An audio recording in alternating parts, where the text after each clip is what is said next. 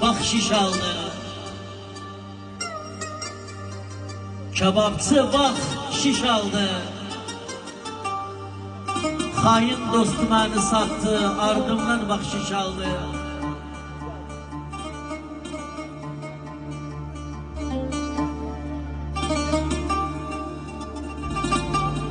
Sələşib hitap etmem, dertlerim kitap etmem. Beni satan bendendir, garipten hitap etmem.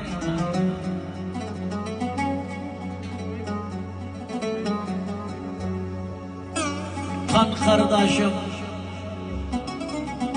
hak söze kan kardeşim. Nece belimden vurdu, sen idi o kan kardeşim. Oynadı, utulmadı, gözlerden atılmadı.